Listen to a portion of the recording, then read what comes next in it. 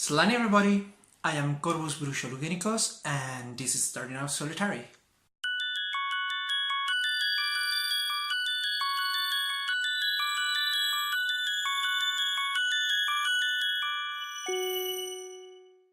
First of all, I apologize for all the mistakes that I'm probably going to make because I don't have much time to edit, so this video will be mostly unedited, save for the intro.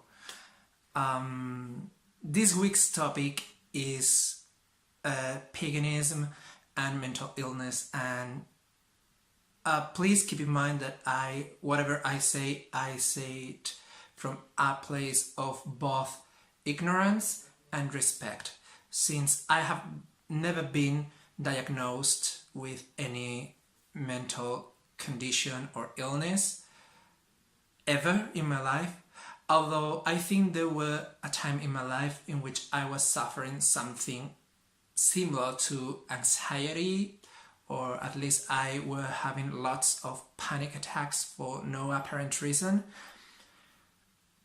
That time went by. I feel good now and I have never been diagnosed, which is not the correct path to go, by the way. Always seek for help.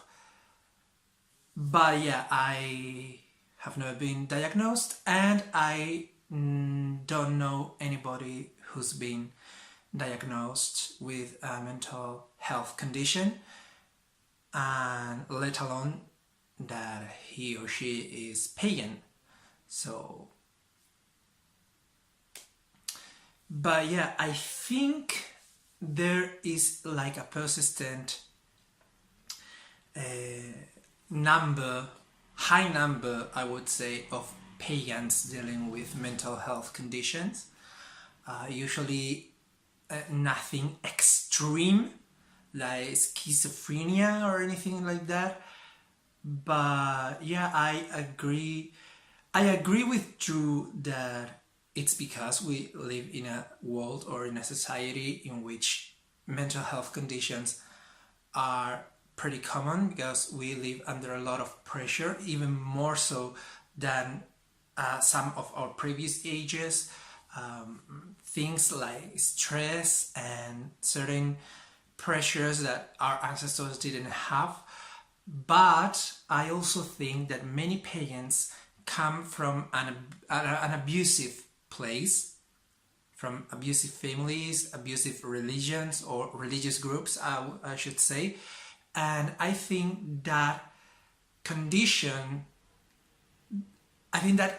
them to have these mental health issues.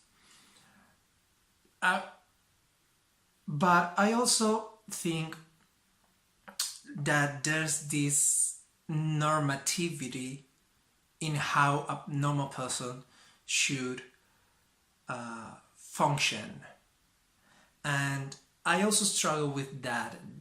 I mean, how much do you have to derange yourself from the center, from the medium, to be considered someone who's having mental health issues? So I think mental health should be measured rather than by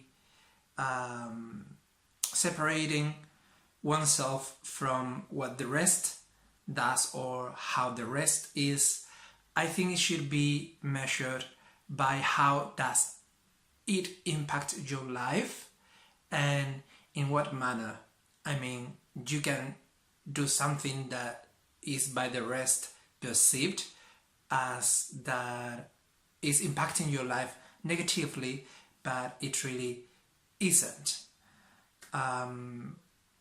What I mean, if you have for example, a good profession and you're unhappy with your profession and you leave it and start to work in something that makes you happier, but you live in a much more modest and humble way, some people may consider that you suffered some type of crisis because you left like a very comfortable life economically speaking, but it may not be the case.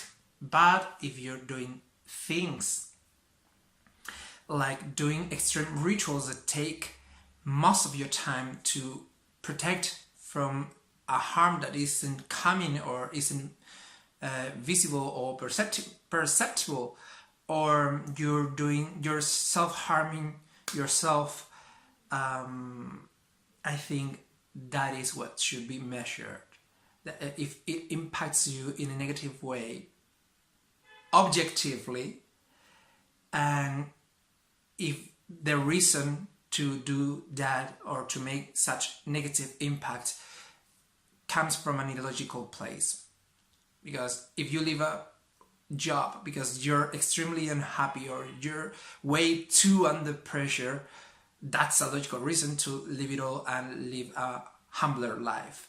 But yeah, so all this, why I say all this, because in paganism or in religion in general, especially from a scientific point of view, you're very aching and likely to be seen as something suffering health conditions, especially if you experience some things that are deemed as hallucinations. For example,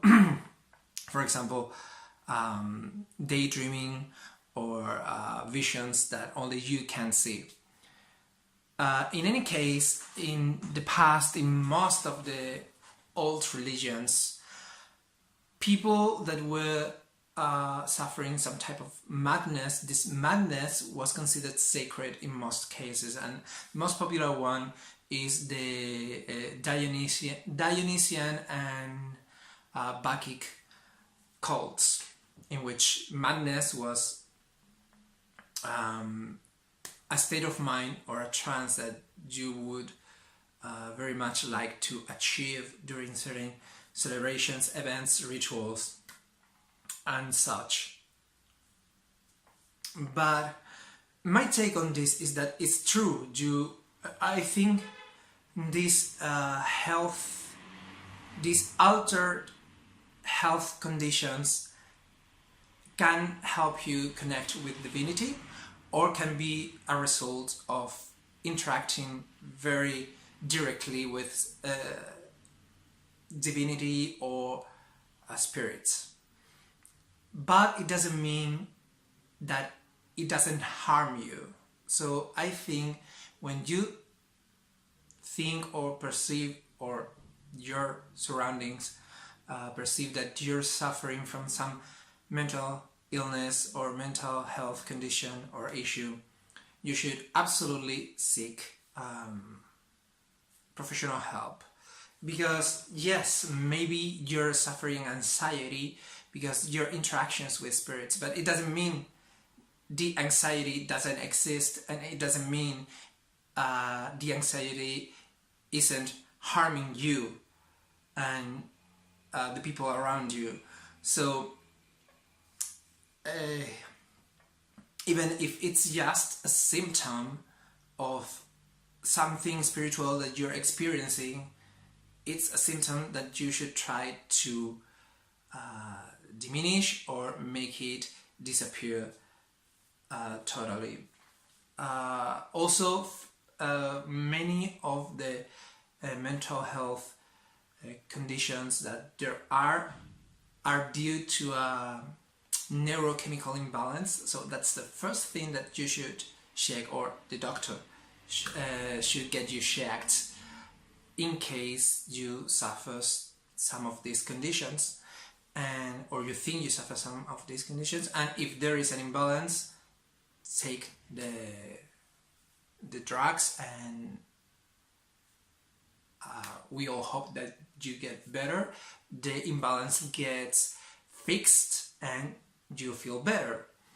If not, it can be still something that the doctors don't know where to look for it, or it can be because of your life condition. Stress, fears, childhood trauma, there are lots of things that can influence mental health, and whether it is the result, sorry, or the medium by which you connect with divinity or the spirit realm or whatever, it should always be treated, especially if it is affecting you, your relationships, your personal life, your professional life, anything that causes harm to your life should be deemed harmful by default, no matter how divine you perceive or believe it is. So I don't know where I'm trying to go with all this rambling, but yeah, I think my conclusion is that pagans are very likely to suffer mental health issues, and some things could be from good things, from spiritual experiences or magical experiences that in the end will help you or will have a positive outcome. But it's like when, again, the job analogy, if you get the job of your dreams, but it is very stressful and it causes you a great fear of losing it, and that fear and that stress and that pressure make you unable to function in the rest of your life, you should not get rid of your job, but you should seek help to see how to cope with everything and to deal with it and to improve and get better at it and managing everything in a better and healthier way. This is exactly the same. We're not saying, or I'm not saying, that you leave your religion or your practices or your beliefs, but if they're causing you harm in any way to your mental health, you should absolutely seek a way to stop that, to stop those symptoms or those middle consequences before you reach the positive outcome that you expect. So this is a very touchy subject, and I'm speaking from a place of ignorance, so don't hesitate to call me out if I say something insensitive or uneducated, because I'm in no way an expert on this and I can't even speak even from personal experience, but this is what I'm thinking after a thorough process of thinking it over and over, and think what I would do if I suffered from some type of mental health issue, or if somebody I knew suffered it. So these are my thoughts,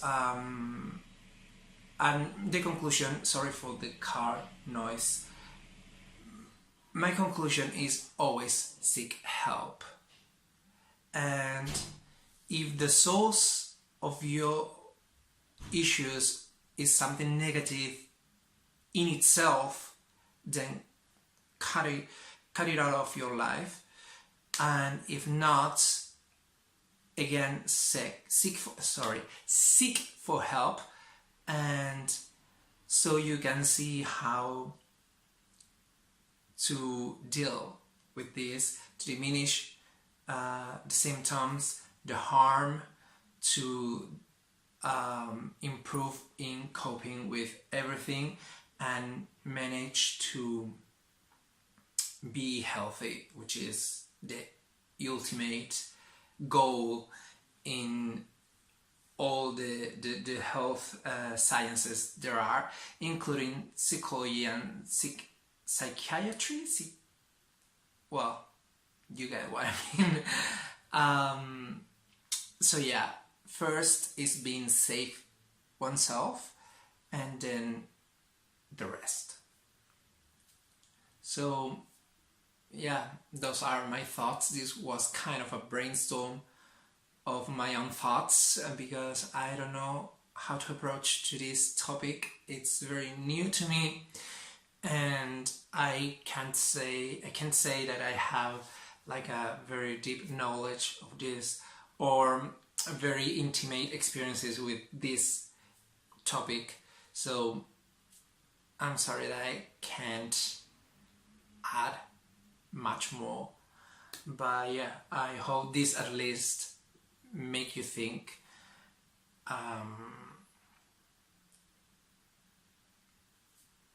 Yeah, sorry. We'll see each other next week. I hope next week we'll have an easier topic, or a topic that is more approachable by me, because this was tough, man. See each other next week, next Wednesday, and bye.